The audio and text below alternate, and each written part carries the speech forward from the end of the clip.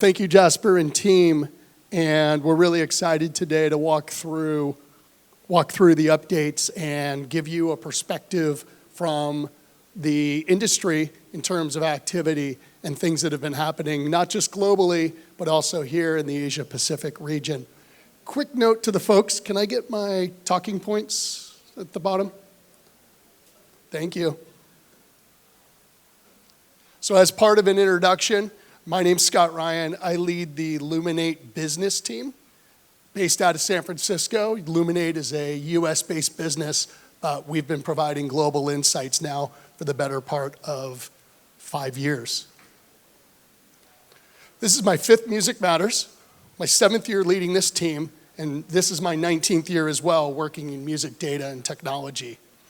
We all know how fast music moves, and the preferences of audiences are so fast. So we're really excited to be able to continue in the region here to be able to bring market intelligence that's absolutely critical for your strategy and your planning. Here's what we're going to cover today on an agenda slide.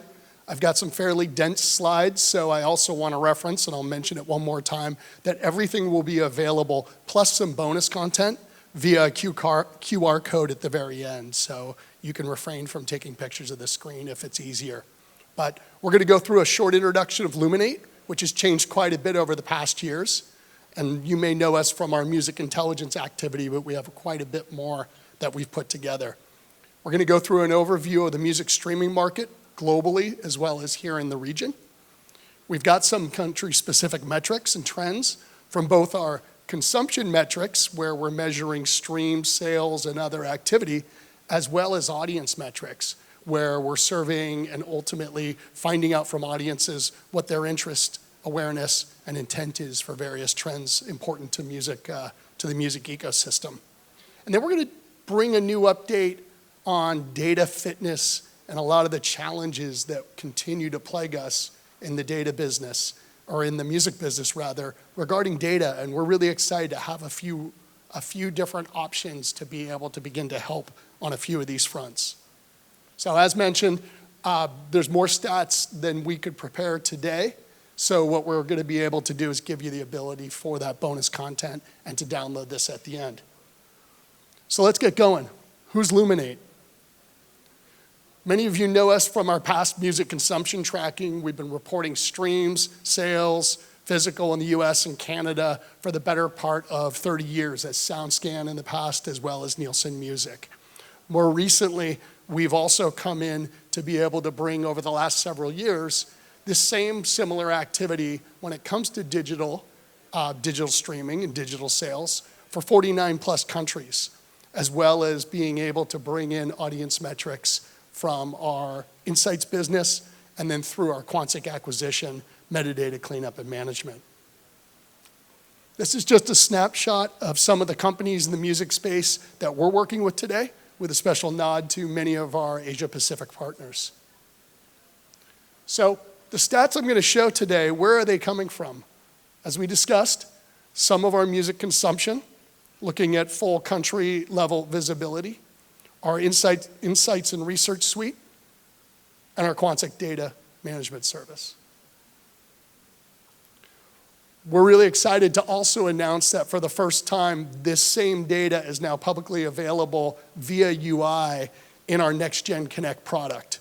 Our NextGen Connect product is now a ground-up rebuild of our entire system with a new UI, additional API, new data sharing availability, as well as data that goes back here in the region at a country level back to 2019. So a good view of ultimately what's happened on the history there. So let's see what the data is telling us first about the state of streaming. So many of you may have seen our mid-year report, which is available online for the first half of 2024. And I'm focused here today on on-demand audio streaming for subscription, ad-supported as well, and the supported services that I showed earlier that provide us that information directly. So what we've seen so far, global on-demand is up over 15% for the first half of 2024. Just about 300 billion new audio streams at the global level.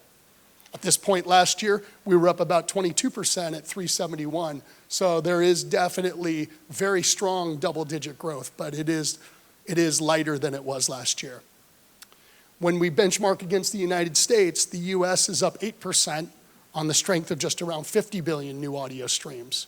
And that US ODA was about 13% last year as well. So similarly, growth, but not quite at the same clip of last year.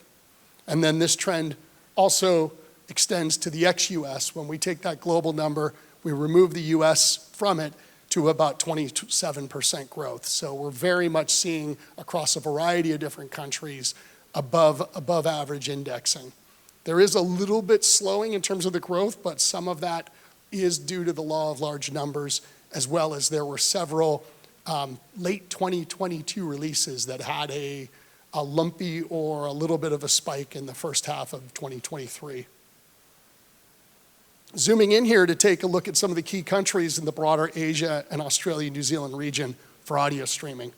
Across the first 7 months of the year, compared to that same time period in 2023, we continue to see India and Japan with double-digit growth. We continue to see what's really exciting here in Southeast Asia in particular, 20 to 30% growth, with Indonesia at 30% growth as well. A quick little note, we continue to add providers and regional providers, and we added a regional provider in Korea, hence the asterisk there, because we're obviously looking to bring in as much both regional and global data as possible. As we spotlight at a country level, we begin to understand what genres over-index and under-index for those particular regions. Due to time, I'm only going to be able to cover the first two, but we'll have the final three in our downloadable report I mentioned. For Indonesia, we see that punk is leading the way. When we move over to the Philippines, we see some similar trends when it comes to under-indexing compared to the region for genres including traditional, but we certainly see that alternative, especially indie rock, has significantly higher stream activity than compared to the rest of the region. I'm going to move over to our audience insights research to understand how differing generations are driving streaming adoption. We continue to see really strong adoption from young listeners, no surprise, with audiences reporting the Philippines, 84% of all Filipinos streaming music, Indonesian, 81%, and in Japan, 48% in the younger generation here of Gen Z. In terms of music discovery, sticking with our audience analysis, we do see that 78% are discovering music in Indonesia based on audio-video streaming. Philippines, the top source is social media at 74%, and Japan continues to find new music and discover new artists via television at a 52% clip as their number one method. Moving over to a more local view of trends here in Southeast Asia, we get a chance to see that continued context and growth is looking like across differing areas. So looking at the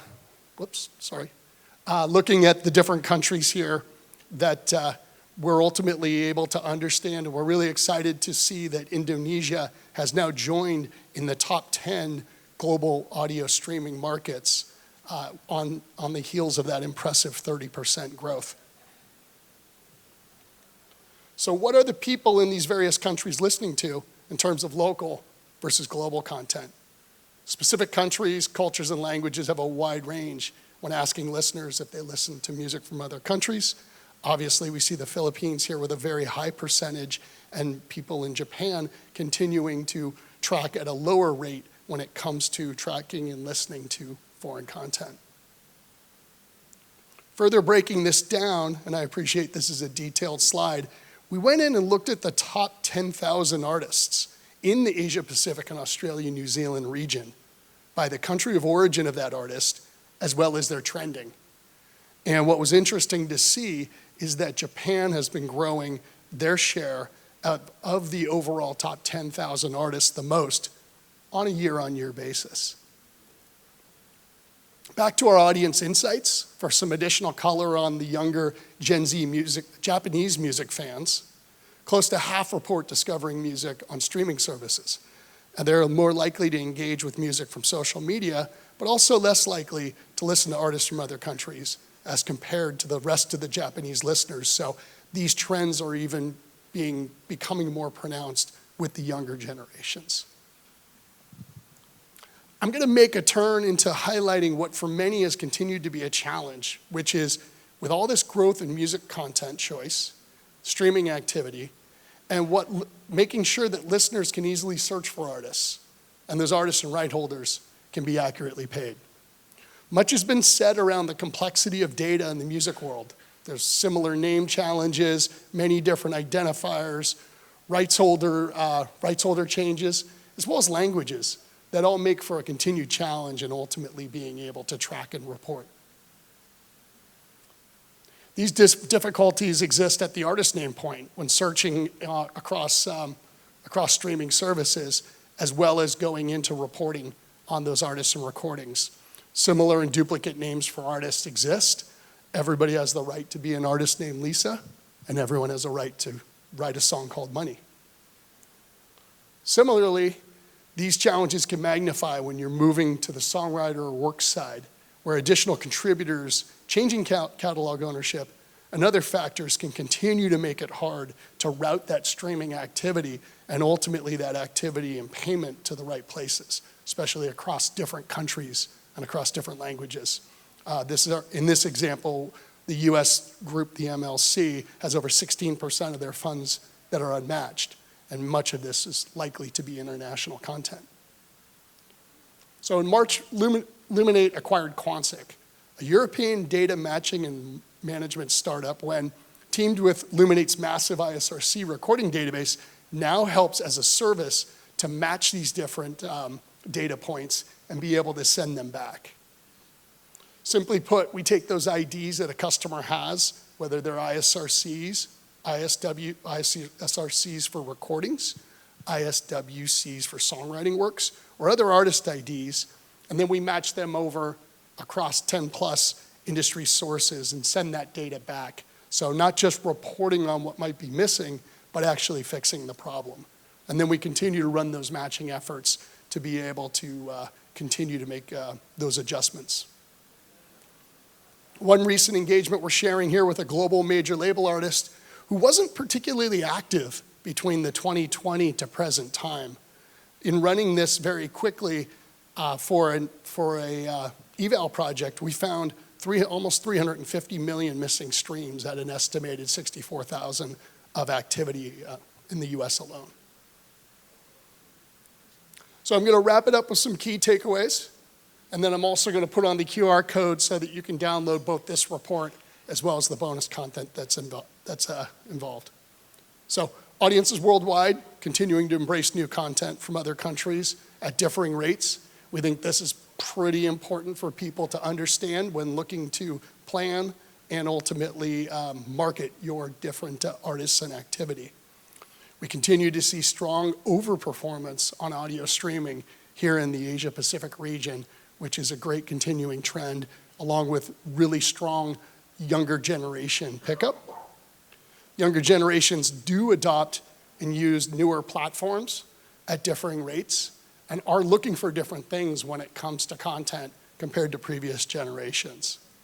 And then finally, if you are in the music business, be it on the recording side or on the songwriter side, it's incredibly important to make sure that you have your data correct so that you are able to make sure you can maximize the visibility, the searchability, as well as ultimately be able to be reported and paid appropriately.